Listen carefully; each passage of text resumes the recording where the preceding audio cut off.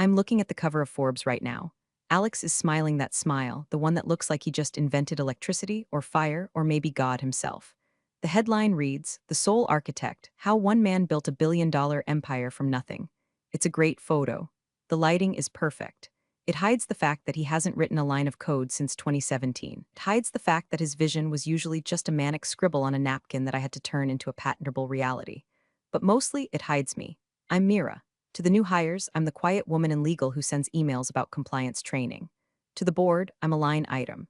But to that man grinning on the magazine rack, I'm the person who owns 49% of the company he's trying to sell out from under me. He thinks I'm a ghost. Thinks because I don't tweet, I don't exist. He's about to find out that ghosts haunt houses, but lawyers foreclose on them. Before I get into how I dismantled a $1 billion IPO with a single red folder, you need to understand the architecture of the lie. This isn't a story about a messy breakup. It's a story about a breach of contract. And if you're into watching corporate arrogance get surgically removed without anesthesia, you might want to stick around. Also, if you enjoy seeing tech bros get what's coming to them, hit subscribe and drop a like. It helps the algorithm almost as much as Alex thinks he helps the world. Thanks, guys. Let's rewind 6 years. We weren't in a glass-walled office in Palo Alto back then. We were in a studio apartment in San Jose that smelled like mildew and stale Red Bull. Alex was the charisma. He was the guy who could walk into a room of skeptical venture capitalists and sell them sand in a desert. He had the energy of a golden retriever with an MBA. I was the skepticism. I was the one who read the fine print, the one who understood that a revolutionary idea is worthless if you don't own the IP. I remember the night we drafted the Origin Pact. It wasn't on a napkin. I don't do napkins. It was on my beat-up MacBook Pro, sitting on a mattress on the floor because we'd sold the bed frame to pay for server costs. "We need a clean split," Alex had said, pacing the room. He was wearing the same hoodie he'd worn for 3 days. Investors get spooked by co-founders who are dating, Mira. They see it as a liability. If we break up, the company breaks up. That's the narrative. So change the narrative, I said, my fingers hovering over the keyboard. I wasn't emotional about it. I've never been the type to cry over logistics. I view relationships, business and personal, as a series of agreements. You be the face, I'll be the structure. You take the meetings, the press, the glory. I'll take the paperwork, the patents, the back end. You're okay with that? He stopped pacing and looked at me. His eyes were wide, blue, and seemingly sincere. You're okay being invisible? I don't need to be seen, Alex. I need to be secure. So I wrote it, the founder's agreement. It wasn't a generic template downloaded from LegalZoom. It was a masterpiece of defensive legal engineering. I structured it so that, while Alex held the voting rights for the day-to-day operations, allowing him to strut around like the king of the castle, my equity was tied to the intellectual property itself. Here is the specific clause, Clause 14b, that he didn't bother to read closely because he was too busy dreaming about his future TED talk. In the event of dilution, restructuring, or sale, the Class B equity held by the silent partner Mira retains veto power over the transfer of core intellectual property assets, regardless of current employment status. Basically, he could run the company. He could fire people. He could pick the color of the logo. But he couldn't sell the engine without the mechanic's key. And I held the key. "Sign it," I told him, handing him the printed copy. The printer was low on toner, so his signature came out a little faint, a faded promise. "You really don't trust anyone, do you?" He laughed, scratching his name across the bottom. "I trust paper," I said. "Paper doesn't forget." For the next 5 years, the arrangement worked. We were a machine. Alex was the lone genius the Valley loved to worship. He was on podcasts, he was on panels, he was mingling with Musk and Zuckerberg. I was in the background, filing patents under the company name, structuring our tax liabilities, ensuring that every piece of code and every algorithm was bulletproof. We grew, God, we grew fast. We went from that studio apartment to a Series A, then a Series B. We hired 100 people, then 500. The money started pouring in. Alex bought a Tesla, and he bought a house in the hills. I bought a nice condo and put the rest in index funds. I didn't change my lifestyle much. I liked the work. I liked the quiet power of knowing that while Alex was the one shouting from the mountaintop, I was the one who built the mountain. But success acts like a solvent on relationships. It dissolves the glue that holds people together. The late nights working together turned into late nights working apart. He was at dinners. I was at the office. He was networking in Aspen. I was auditing our cloud, spending in a windowless room. I started to notice the shift in his language first. It was subtle. In the beginning, it was always we. We crushed that quarter. We need to hire more engineers. By year 4, we had evaporated. It was I think the market is shifting. I decided to pivot the product roadmap. I didn't say anything. I let his ego inflate. I thought it was just the cost of doing business. I thought we were still partners where it counted on paper. I thought the Origin Pact was sacred. I was naive. For a smart woman, I was incredibly stupid. I assumed that because I had the legal leverage, I didn't need to play the social game. I assumed that gratitude was a renewable resource. It isn't. Gratitude has a half-life, and Alex's was decaying rapidly. Cracks didn't show until the incident with the initial investors. We were closing a massive round of funding, $50 million. The lead investor, a shark named Marcus who I actually respected because he was as cold-blooded as I was, asked for a breakdown of the cap table, the ownership structure. I prepared the document. It clearly showed Alex 51%, Mira 49%. 2 hours before the meeting, Alex came into my office. He closed the door. Didn't sit down. Mira, he said, adjusting his $500 designer glasses. We need to talk about the cap table. What about it? I asked, not looking up from my dual monitors. It looks complicated for Marcus. It's not complicated, it's math. I own half the company. You own half plus the voting rights. Right, right, he waved his hand dismissively. But the optics, it makes it look like I'm not fully in control. Marcus invests in founders. Mira, singular, the lone wolf myth. It's what gets the valuation up. So what are you suggesting? I finally looked at him. Let's just hide your column for this presentation. We'll list it under reserved equity pool or something. Just for the pitch, we can fix it later. My stomach tightened. In the legal world, hiding columns is a polite way of saying fraud, but I looked at him. This was the man I had built everything with, the man I had shared a mattress on the floor with. He looked stressed, he looked desperate to close this deal. Fine, I said, my voice flat, but I want a side letter acknowledging the discrepancy, signed by you, dated today. He rolled his eyes, always the lawyer. Fine, he signed the side letter. I hid the column. We got the money. That was the first compromise. The first brick removed from the foundation. I didn't know it then, but I had just given him permission to erase me. I thought I was protecting the company. In reality, I was handing him the eraser. He walked out of that meeting beaming, high on the adrenaline of a closed deal. He hugged me in the hallway, a quick one-armed squeeze that felt more like a football coach congratulating a water boy than a partner hugging a co-founder. We did it, he whispered. Then he corrected himself. I did it. He didn't think I heard him, but I hear everything. That night, I went home and pulled out the original hard copy of the founder's agreement from my fireproof safe. I sat on my floor, drinking a glass of lukewarm water, and read it again. Clause 14b. It stared back at me. In the event of dilution, I traced the words with my finger. I didn't know why I felt so uneasy. We had the money, we were successful, but something in the air had shifted. The smell of ozone before a lightning strike. I put the document back in the safe. Locked it, then I did something I hadn't done in years. I backed up my entire email history to an external hard drive, every thread, every attachment, every love you, thanks for saving my ass text message from 2018. I didn't know why I was doing it. Call it instinct. Call it paranoia. Call it the subconscious realization that the man on the magazine cover was no longer the man I knew. The erasure had begun, and I was the only one who could see it happening. The romantic breakup happened 3 months after the funding round, and honestly, it was less dramatic than canceling a gym membership. There were no throwing plates, no screaming matches. Just a quiet dinner at a sushi place where the lighting was too dim and the fish was too expensive. I think we've grown apart, Alex said, poking at a piece of yellowtail with his chopsticks. He wouldn't meet my eyes. He was looking over my shoulder, probably checking his reflection in the window or scanning the room for someone more important than me. We work together 18 hours a day, I replied, sipping my tea. How much closer can we get? That's the problem, Mira. It's too much, I feel. Stifled, I need space to breathe. To expand. To expand, I repeated. It was such a VC buzzword to use in a relationship conversation. I half expected him to show me a slide deck on why our romantic ROI was plummeting.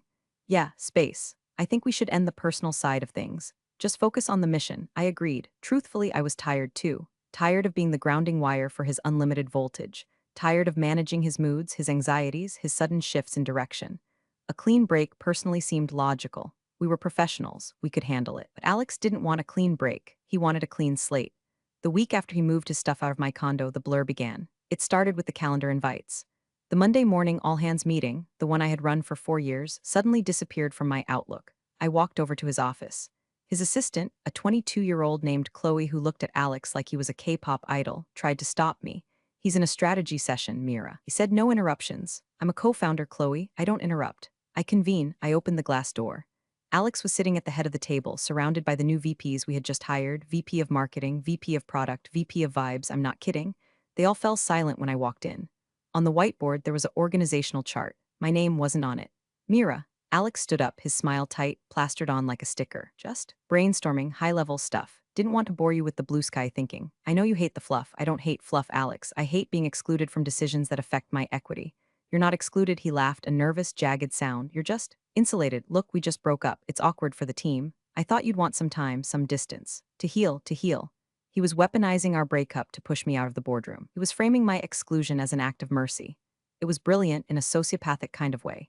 I don't need to heal, Alex. I need to work. Why is my name missing from the org chart? He walked over to me, lowering his voice, putting a hand on my shoulder. It felt heavy, patronizing. It's just a draft, Mira. Just optics for the new hires. They get confused with two bosses. We need a clear chain of command. You're still?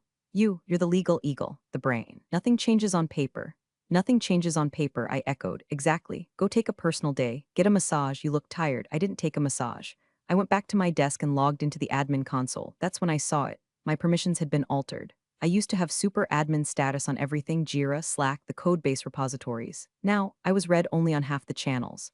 I tried to access the Executive Strategy Slack channel.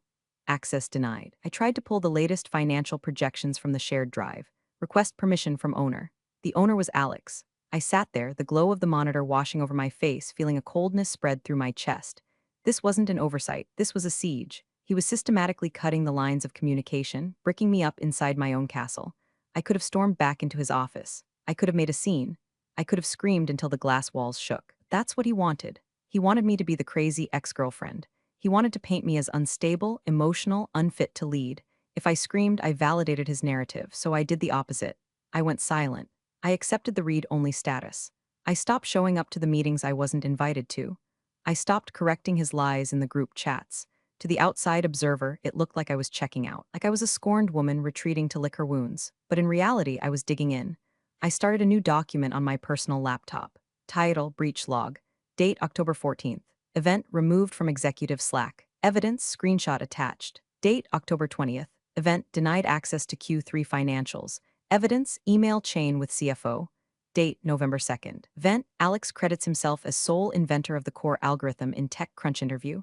Evidence: audio file and transcript. I became a ghost in the hallways. I'd walk past the new hires and they wouldn't even make eye contact. They didn't know who I was. To them, I was just some legacy employee from the early days who hadn't been fired yet. Just legal. One afternoon, I was in the break room making coffee. Two junior developers were standing by the espresso machine, talking loudly. Did you see Alex's tweet? One asked. Talking about how he coded the first version of the platform in a cave with no Wi-Fi. The guy is a beast. Legend, the other agreed. I heard the original co-founder couldn't hack it. Some girl he dated, apparently she just did the filing and tried to claim half the credit. I stirred my coffee. The spoon clinked against the ceramic mug. A sharp, clear sound. Actually, I said, turning to them. They jumped. I didn't do the filing. I wrote the patent that ensures you have a job, and Alex didn't code in a cave. He coded in my living room, and he quit 3 times because he couldn't figure out the API integration. I had to fix it while he played FIFA. They stared at me, eyes wide, mouths open.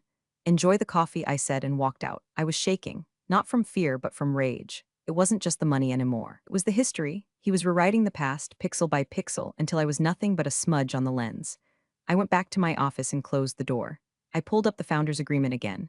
I looked at the restructure clause. If he wanted to play optics, fine.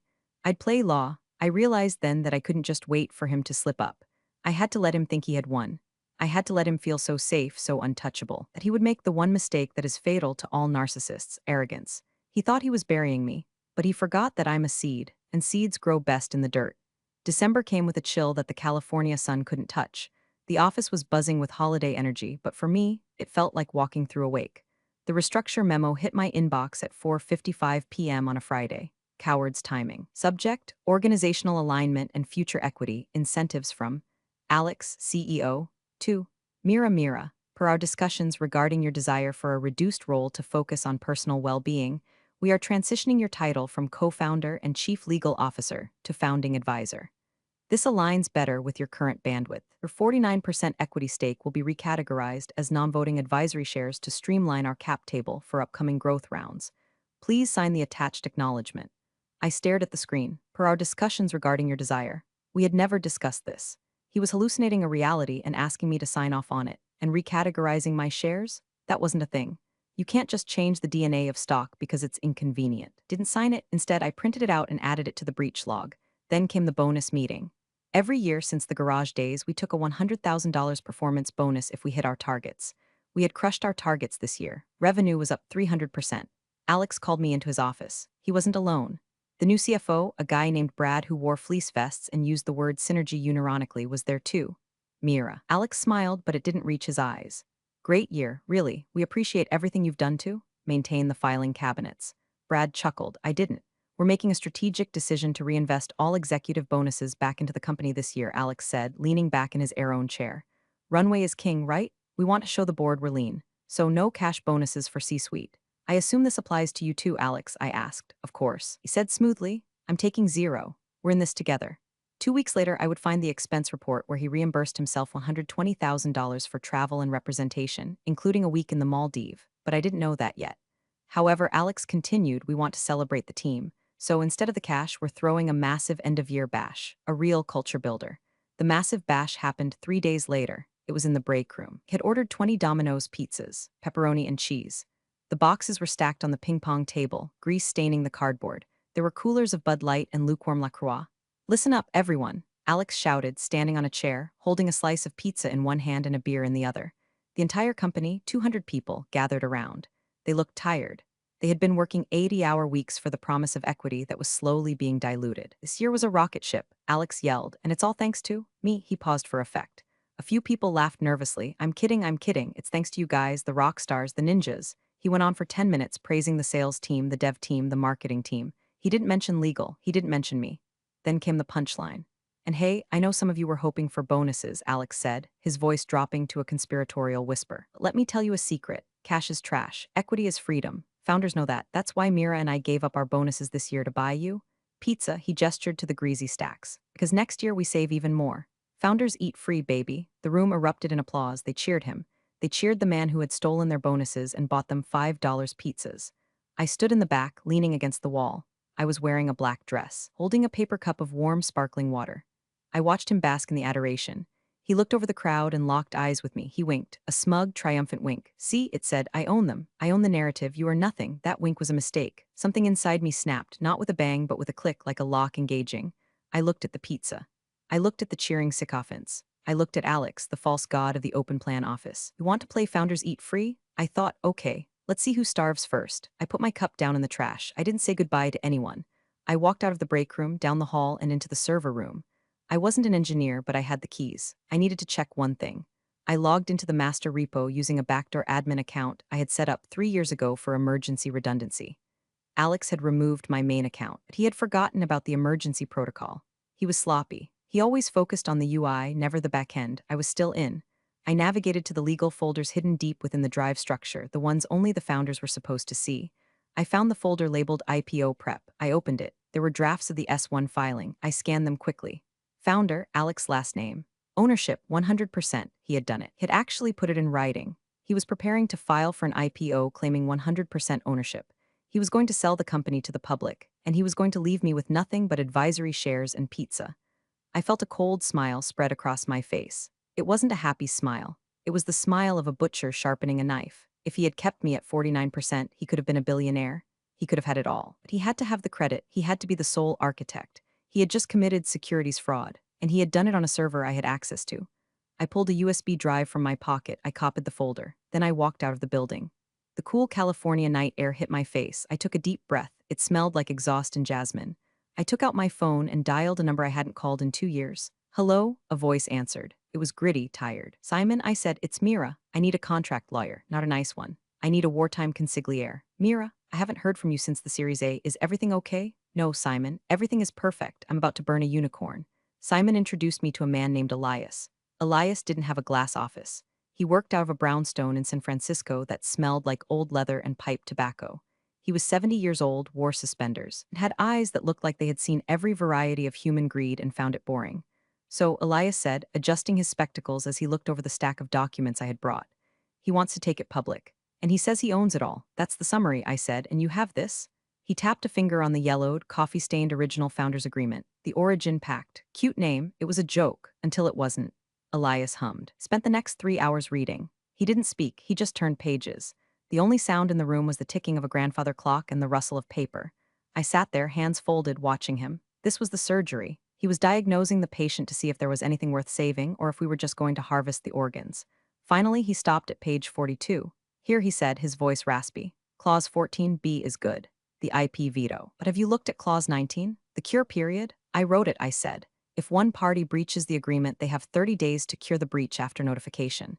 If they don't, the aggrieved party can trigger accelerated vesting or dissolution. Right.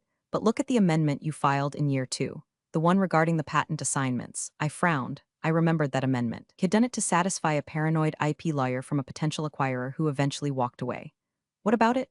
It says, Elias reads slowly, that in the event of a material misrepresentation of ownership to third parties, specifically investors or regulatory bodies, the cure period is waived. And he looked up at me, a glimmer of amusement in his eyes. The IP assignment becomes voidable retroactively. I froze. Retroactively? I whispered. I thought it just stopped future transfers. No, Elias smiled, revealing crooked teeth. The way you phrased it shall be deemed void ab initio. It means if he lies about owning it, the legal fiction is that the company never owned the IP. It reverts to the inventors. Plural. My heart hammered against my ribs. I'm listed as co-inventor on all 7 core patents. Exactly. If we can prove he lied to investors, which, based on this S1 draft, is about to do on a federal level, then the company doesn't own its own product.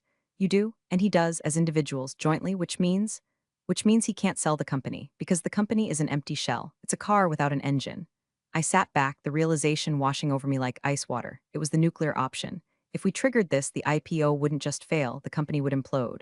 The stock would be worthless, the employees. One's cheering for pizza. They would lose everything too. I hesitated. The employees, I said, they're innocent in this. Elias looked at me over his glasses. Collateral damage, Mira. Do you want to save them or do you want justice? You can't have both, not with a cancer this deep. I thought about the pizza party. I thought about the founding advisor memo. I thought about the wink. He built this on my back, I said softly. If he wants to burn me. He burns the house down. Good, Elias said. Now we need to build the trap. We can't just sue him now. He'll settle, offer you a payout, make it go away quietly. You want to hurt him? You let him walk all the way to the edge of the cliff. You let him file that S1. You let him stand in front of the world and claim he's the king. And then we push. The next 2 months were a blur of double lives. By day, I was the submissive founding advisor. I came into the office. I smiled. I signed the meaningless compliance forms Alex sent me. I let him see me defeated. Glad to see you're on board, Mira, he said one morning, stopping by my desk. He was wearing a new suit. Italian. The IPO roadshow kicks off next month. Big times. I'm happy for you, Alex, I said, typing on my keyboard. I wasn't typing work. I was transcribing a time-stamped audio recording of him admitting to the board that he handled the Mira situation. Yeah, well, we'll make sure you're taken care of, he said vaguely. Maybe get you a nice severance package once we go public. You could travel. Eat, pray, love style. That sounds nice, I said. I've always wanted to see Italy. Great food, he grinned, ciao. By night, I was with Elias. We were building the injunction packet. It was a masterpiece of litigation. We compiled every email where I discussed the IP. We compiled the original assignment documents. We compiled the side letter he signed about the optics. We also found something else. A small detail, but a deadly one. The founders' agreement had a renewal clause. Every 5 years it had to be reaffirmed or it auto-renewed. The 5-year mark had passed 6 months ago. Alex hadn't reaffirmed it. He hadn't canceled it. He had ignored it. He thinks it expired. Elias chuckled one night, pouring us both a scotch. He thinks because the initial term was 5 years. He's free and clear. But clause 22, I said, reciting it from memory.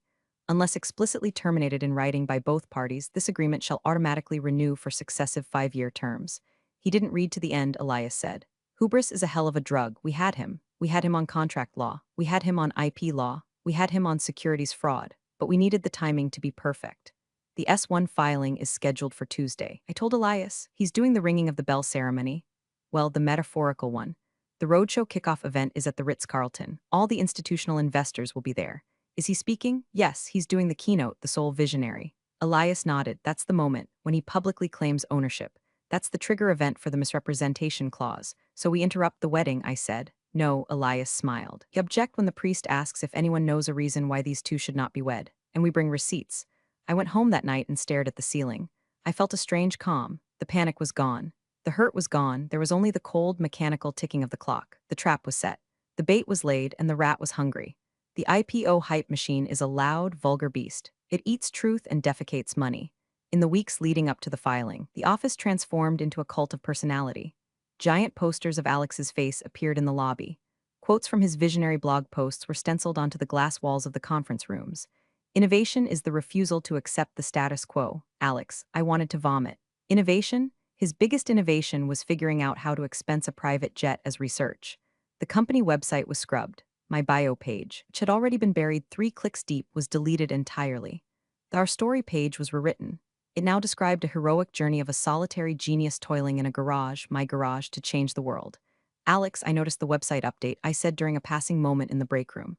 Oh, yeah, he said, not breaking stride. Marketing thought it was cleaner. A single narrative cuts through the noise. You get it. I get it, I said. Then came the Wired article. The headline, The Last True Founder. The article described Alex as the Steve Jobs of enterprise SaaS. It mentioned early contributors who had fallen away as the vision crystallized. I was an early contributor. I was the moss he scraped off his shoe. He started promising equity like it was confetti. He held town halls where he told the new VPs that the IPO would make them all millionaires. Bought loyalty with money he didn't have yet. We're going to be the biggest listing of the year, he shouted. Amidst the circus, I was given one final task. The compliance officer, a nervous woman named Sarah who was terrified of Alex, asked me to review the executive integrity disclosures for the S1. Alex is too busy to read the fine print, Sarah apologized. He said you could handle the boilerplate. Happy to help, I said. I took the document. It was standard stuff, confirming no prior felonies, no conflicts of interest. But there was a section on material adverse events. I added a single sentence to the disclosure addendum. It was buried in paragraph 40, subsection C. The company acknowledges that any pending disputes regarding intellectual property ownership or founder equity standing at the time of filing constitute a material barrier to public listing. It was a standard clause, actually. By having Alex sign off on the package that contained this clause, I was getting him to legally acknowledge that an ownership dispute would stop the IPO. I sent the packet to Alex via DocuSign. Subject, final compliance sign-off, urgent body, just the standard disclosures, Alex. Need your signature to clear the S1 filing for Tuesday. Mira, he signed it in 3 minutes. He didn't read it. He saw standard and urgent and clicked the button. Ping. Notification, document completed. I downloaded the signed copy. I saved it to 3 different hard drives. That afternoon, I walked by the sales floor. The bros were high-fiving. They had a countdown clock on the wall, days to IPO, 04. They were picking out colors for their Lamborghinis. I felt a pang of pity for them. They believed the myth. They didn't know that they were passengers on the Titanic, and the captain had just sold the lifeboats to pay for a better uniform. I ran into Brad, the CFO, by the elevator. Exciting times, Mira. He beamed. You must be proud, even with the step back, it's still your baby in a way. It is, I said, it's very much my baby. And you know how mothers are, they're very protective. Right, he laughed, checking his watch. Hey, are you coming to the kickoff at the Ritz on Tuesday? Alex wasn't sure if you'd want to come, that it might be boring for you. Oh, I wouldn't miss it for the world, I said. I love a good show. Great, I'll make sure you're on the list. Maybe in the back row, less glare from the stage lights. The back row is perfect, I said. I like to see the whole room. I went back to my desk. I had one more call to make. I dialed the number of the one person Alex was truly afraid of, not a lawyer, an investor, the original investor. Marcus. He had been the lead on our Series A. It was the one Alex had tried to hide me from with the optics lie. But Marcus was smart. He had always asked me tough questions during board meetings, questions Alex couldn't answer. Mira, Marcus answered on the second ring. To what do I owe the pleasure? I assume you're calling to celebrate the upcoming liquidity event? Not exactly, Marcus, I said. I'm calling to give you a heads up. As a courtesy. Because you were the only one who treated me like a human being. Heads up about what? His voice sharpened instantly. Do not buy the IPO allocation, Marcus, and if you have friends in the institutional round, tell them to ask about the IP assignment chain. Silence, long, heavy silence. Mira, Marcus said slowly.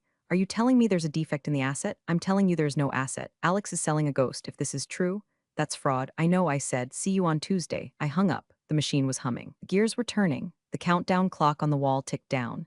Days to IPO, 03. Alex was in his office, practicing his speech in the mirror. I could see him through the glass. He looked like a king. I looked at my reflection in my monitor. I looked like an executioner. The day before the roadshow kickoff, the office was frantic. People were running around with headsets. Caterers were bringing in trays of appetizers for pre-parties. The air conditioner was struggling to keep up with the body heat of 200 anxious millionaires in waiting. I found Alex on the balcony. He was smoking a cigarette, something he only did when he was terrified or triumphant. Judging by the manic tapping of his foot, it was a mix of both. You don't smoke, I said, stepping out into the smoggy afternoon. Old habits, he exhaled, the smoke whisking away into the city skyline. He didn't look at me. Tomorrow's the big day. Mira, the culmination of everything. Is it? I leaned against the railing. We were 6 floors up. The cars below looked like toys. Alex, are you sure about the filing? The S1 is everything. Accurate. He finally looked at me, annoyance flickering in his eyes. Jesus, Mira, not now. Legal has reviewed it. Compliance has reviewed it. You reviewed the disclosures. Why are you trying to kill my vibe? I'm not trying to kill your vibe. I'm asking if you're sure you want to claim 100% ownership. You know that's not true. He laughed, a harsh, barking sound. He dropped the cigarette and crushed it under his Italian loafer. It is true in every way that matters. I built this brand. I raised the capital. I led the team. You were helpful in the beginning, but you're an advisor now. You have your shares. You'll get rich. Why do you care about the title? It's not about the title. It's about the law. If you file that document tomorrow, you are committing perjury and fraud. I'm giving you a chance, Alex. Amend the filing. List me as a co-founder. Acknowledge the IP split. We can still do the IPO, but we do it honestly. He stepped closer, invading my personal space. He smelled of mints and stale tobacco. Listen to me closely. The narrative is set. The train has left the station. If you try to derail this now because of your ego, I will bury you. I will sue you for breach of fiduciary duty. I will paint you as a hysterical, jealous ex who couldn't handle the pressure. No one will hire you in this town again. Do you understand? I understand, I said softly. Good, now go home, get some rest, buy a new dress for tomorrow, try to look happy. He turned and walked back inside, sliding the glass door shut. He didn't look back. I stood there for a moment, watching the traffic. He had made his choice. He had chosen the lie. I pulled out my phone. I had a text from Marcus. Marcus, we need to talk now. Meet me at the Battery. The Battery was a private club for the tech elite. Dark wood, leather chairs, and enough net worth in one room to buy a small country. I met Marcus in a corner booth. He was drinking a martini. He didn't look happy. I made some calls, Marcus said, skipping the pleasantries. I pulled the patent filings from the USPTO database. Your name is on every single one. First position, yes, I said, and I looked at the cap table Alex sent to the syndicate. Your name is nowhere near the voting block. No, Marcus took a sip of his drink. He looked at me with a mixture of respect and fear. If you blow this up tomorrow, Mira, everyone loses. My firm loses. The employees lose. The market takes a hit. If I don't blow it up, I said, I lose. I lose my life's work. I lose my integrity. You lose too, Marcus. Because when the SEC finds out, and they will, they'll claw back every cent and you'll be named in the class action lawsuit for lack of due diligence. Marcus flinched. He knew I was right. What do you want? He asked. I don't want money, I said. I want the truth. I want the record corrected. And I want my company back. Your company? It was never his, I said. He was just the front end. I'm the back end. Marcus stared at me for a long time, and he nodded slowly. The institutional buyers, the guys from Goldman, from Sequoia, they're going to be in the front row tomorrow. They ask questions during the Q&A. I know, if a material question regarding ownership is raised, and the CEO cannot answer it satisfactorily, the bankers will freeze the offering. Immediately. That's the plan, Marcus sighed. He pulled out his phone and typed a message. I'm not going to stop you. In fact, I might have a question of my own. He showed me his screen. It was a draft email to the other syndicate leads. Subject, urgent due diligence inquiry IP chain of title. Thank you, Marcus, I said. Don't thank me, he grunted. I'm just saving my own ass. You're terrifying, you know that? I'm just a lawyer, I smiled. We're only terrifying when you didn't read the contract. I left the club and walked home. The city was lighting up. The Salesforce Tower loomed over the skyline, a giant glowing phallus of tech dominance. I went to my apartment. I laid out my outfit for tomorrow. A sharp, charcoal gray suit, not a dress, a suit, armor. I called Elias. Is the packet ready? Printed, bound, and notarized, Elias croaked. I have 5 copies. One for the SEC, one for the underwriters, one for Alex, one for you, and one for the press. Bring them to the Ritz at 8 a.m. I'll be there, wearing my funeral tie.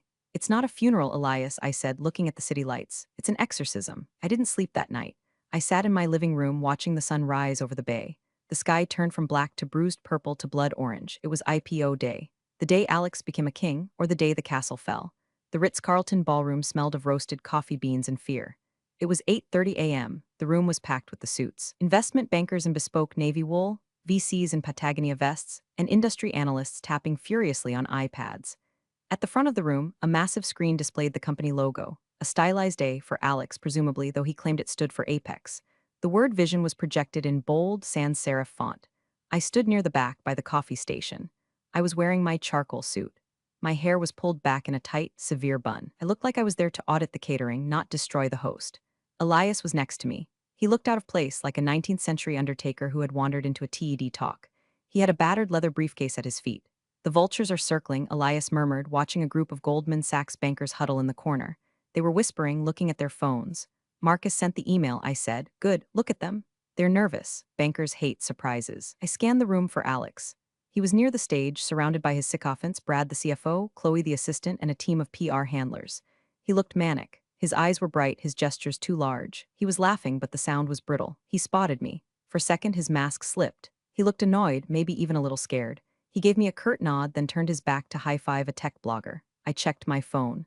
8:45 a.m. The presentation was scheduled for 9 a.m. I saw a ripple move through the crowd. A senior partner from one of the underwriting banks, a man with silver hair and a face like a hawk, checked his phone, frowned, and walked over to Brad. I couldn't hear what they were saying, but I saw Brad's face drain of color. He shook his head vigorously. He pointed at Alex. The banker looked skeptical. The whisper campaign is working, Elias noted. They're asking about the IP. It's just a rumor right now, I said. They need proof. They'll get it. I watched Brad scurry over to Alex. He whispered something in Alex's ear. Alex's head snapped up. He looked scanning the room, his eyes wild. He found me again. He started walking towards me. Steady, Elias whispered. Alex pushed through the crowd. He didn't look like a visionary anymore. He looked like a cornered animal. What did you do? He hissed when he got close enough. He kept his voice low, a rictus of a smile on his face for the benefit of the onlookers. What did you tell them? I didn't tell them anything, Alex. I'm just here for the show. Brad says the underwriters are asking about a cloud on title, about the patents. Did you call them? I don't have their numbers, Alex. You cut me out of those email threads, remember? Don't play games with me if you sabotage this. Ladies and gentlemen, a voice boomed over the PA system. Please take your seats. Presentation will begin in 5 minutes. Alex glared at me. We are going to talk after this, and you are going to sign a retraction, or so help me God. Break a leg, Alex, I said. He spun around and marched back to the stage. He adjusted his jacket, ran a hand through his hair, and put the mask back on. The smile returned, the confidence rebooted. He was a performer, and this was his final act. I took a seat in the back row, just as I had promised. Elias sat next to me. He placed the red folder on the table in front of him. The lights dimmed. The music swelled, some uplifting, generic electronic track that sounded like the future. The screen faded to black, then played a slickly produced video. It showed Alex walking on a beach, Alex coding, fake typing in a dark room, Alex looking thoughtfully at a whiteboard. Voiceover, one man, one vision, one future. I felt a wave of nausea. It was so blatant, so erased. The video ended. The lights came up. Please welcome, the announcer said, the founder and CEO. Alex, applause. It was polite, but not raucous. The tension in the room was palpable. The bankers were still checking their phones. Alex bounded onto the stage. He grabbed the microphone. Thank you. Wow, what a journey. From a garage in San Jose to the Ritz-Carlton. They said it couldn't be done. They said a single founder couldn't scale a platform this complex. But here we are. He paused for applause. He got silence. He faltered slightly. Right, so let's talk numbers. He clicked the clicker. A slide appeared, revenue growth. He started his pitch. He was good. I had to give him that. He was charming, articulate, passionate. If you didn't know he was a liar, you'd buy stock right now, but I knew. And the silver-haired banker in the front row knew something was wrong. Alex reached slide 10. Intellectual property and moat. Our platform is defended by a fortress of proprietary algorithms, Alex said, his voice rising. We own the stack. Top to bottom, no dependencies, no liabilities, just pure owned innovation. That was the line. The silver-haired banker raised his hand. It wasn't a Q and a session yet. You don't interrupt the pitch. Alex froze. We'll do Q and at the end, Peter. This is a fundamental question, Alex, Peter said, standing up. The room went deathly silent. Received an inquiry this morning regarding the assignment chain of the core patents 1 through 7. Can you confirm on the record that you are the sole assignee? Alex laughed. It was a terrible sound, of course. It's a clerical thing. I'm the founder. The company owns the IP. Is there a co-inventor? Peter asked. Mira last name. Alex gripped the podium. His knuckles were white. She was a contractor. Early days, she has no claim. That's not what the USPTO database says, Peter said, and that's not what your founder's agreement says. Alex looked at the back of the room. He looked at me. I stood up. I didn't shout. I didn't throw a drink. I just stood up, smoothed my suit jacket, and picked up the red folder. Actually, I said, my voice carrying clearly across the silent ballroom, I'm not a contractor. I'm the architect. And then I started walking toward the stage. The walk from the back of the ballroom to the stage felt like it took an hour. It probably took 30 seconds. The only sound was the clicking of my heels on the parquet floor. Every head turned. 200 people watching the ghost materialize. Alex looked like he was having a stroke. His mouth opened and closed, but no sound came out. He looked at security, but they didn't move. You don't tackle a woman in a $2,000 suit holding a legal file. You assume she belongs there. I stopped 10 feet from the stage, right in front of the row of bankers. Elias was a step behind me like my shadow.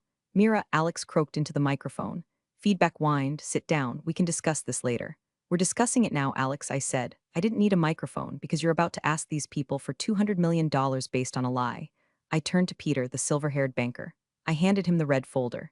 Inside, I said, you will find the original founder's agreement, signed 6 years ago. You will find the IP veto clause, specifically clause 14B, and you will find the amendment regarding material misrepresentation. Peter opened the folder. He put on his reading glasses. The other bankers leaned in like seagulls spotting a French fry.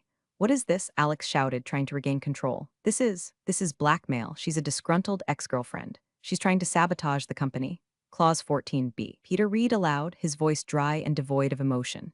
The silent partner retains veto power over the transfer of core intellectual property assets. He looked up at Alex. Did you disclose this restriction in the S1? It's invalid, Alex yelled. The agreement expired. It was a 5-year term. Clause 22, Elias spoke up for the first time. His voice was gravel. Automatic renewal unless terminated in writing. Did you terminate it in writing? Mr. CEO, Alex went pale. I thought. He didn't, I said, so the agreement is active, which means I own 49% of the company, and I have veto power over this IPO. The room erupted. Murmurs turned into shouts. Analysts were furiously typing.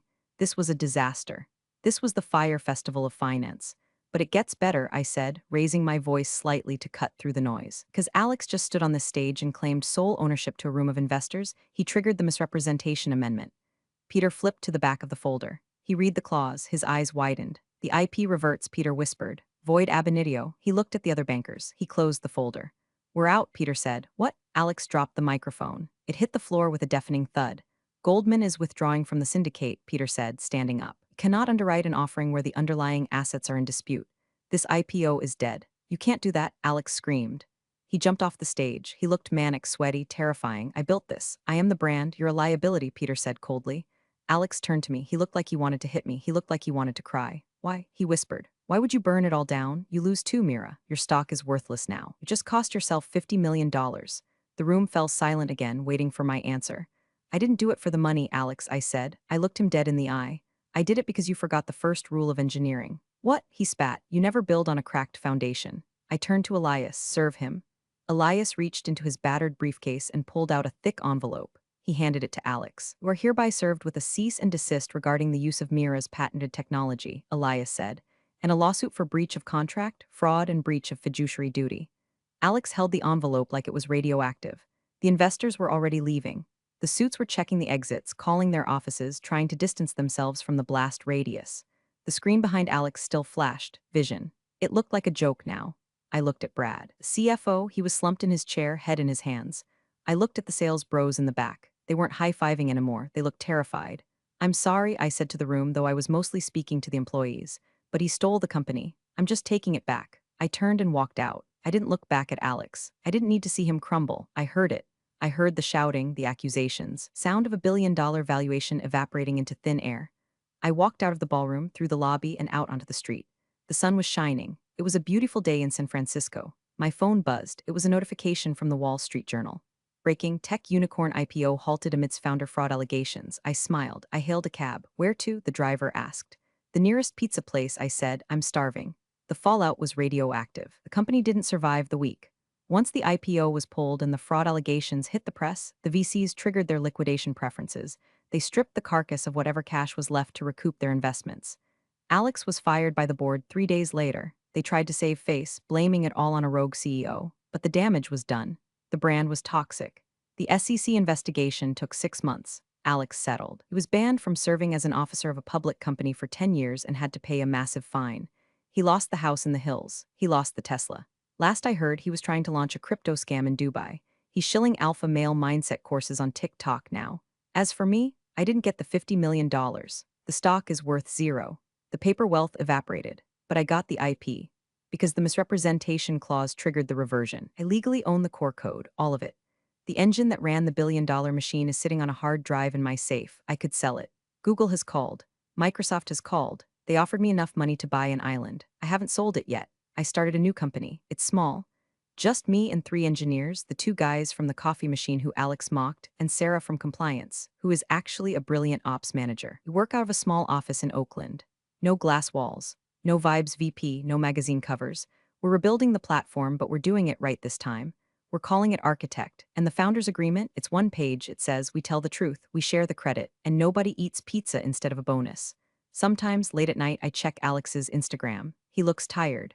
The filter can't hide the bags under his eyes. Posts videos of himself in a rented Lamborghini, talking about how haters and snakes tried to bring him down, but he's rising like a phoenix. He has 500 views. I drink my wine, a very expensive Cabernet that I bought with the settlement money from the defamation suit I won against him, and I watch. He thinks he was the victim. He thinks he was a tragic hero brought down by a bitter ex.